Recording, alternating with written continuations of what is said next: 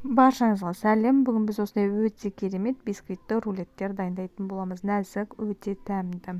Менің каналымнан түрлі жаңа рецептерді табасыздар. Сондықтан подписаться кнопкасын басып, лайк басуды ұмытпаңыздар.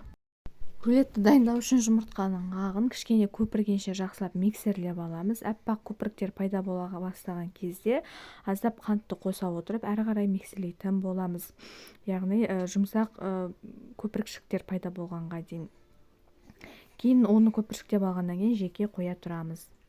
Ал жұмыртқаның сарысына қантты қосып, жақсылап тұрып миксерлейміз. Кейін осы миксерлеген массамызға сұйық майымызды қосып, тағы да кішкене араластырып аламыз. Және де берілген мөлшердегі сүтімізді және де електен өткізілген ұнмен разрыхлителді жақсылап тұрып қосамыз да жақсылап араластырып аламыз. Белгілі бір масса пайда болған соң, осы массамызға біз жаңағы миксерлеп алған жұмыртқаның ағын 3 бөлікке бөле отырып қосып, жаңа видеодағыдай жай-жайдан жақсылап араластырып аласыздар, барлығы біріккенше.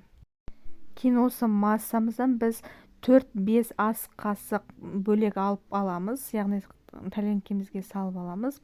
Сол жеке алып қалған массамызды, яғни қамырымызға 1 ас қасық какаоны електен өткізіп қосып, жақсылап тұрып, оны да белгілі бір масса пайда болғанша араластырып аламыз.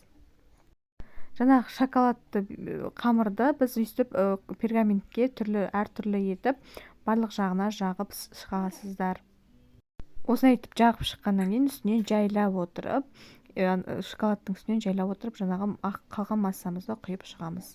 Рулетімізді 180 градуста пісіреміз. Пока біздің рулетіміз піскенше кремін дайындап алсақ. Мен креміне осындай сары маймен вареный сгущенканы жақсылап тұрып араластырып алдым. Піскен рулетіміздің үстіне осылай кремді жағып шығып, рулет қылып орадық. Кейін рулетімізді біз холодильникке 1 сағатқа қойып қоямыз. Міне осындай өте керемет рулетіміз дайын болды. Ас болсын.